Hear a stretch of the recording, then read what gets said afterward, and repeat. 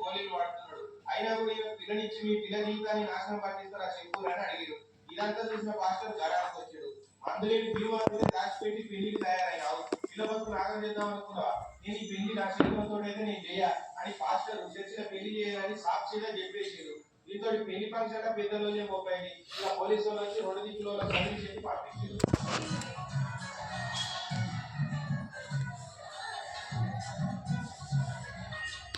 ఏ పని చేస్తున్నాడు, ఏర్పాటు చేస్తున్నాడు, చేస్తున్నాడు అనే గుణగణాలు జాతకాలు చూసుడే కాదు, పిల్లకు పిల్లగానికి ఏమేమి ఆరోగ్య సమస్యలు ఉన్నాయి, పిల్లగాని సిబి ఎట్లున్నదో కూడా ముందే తెలుసుకొని లగ్గం నిశ్చయం చేసుకుంటే ఇక పెళ్లి అయినాక వాళ్ళ పరిచయం లేవో వాళ్ళే పడతారు అనుకుంటా. కానీ నువ్వు ఏమంటారు ఈ సంగతి చేసి నొసలు కూడా వైపోదు.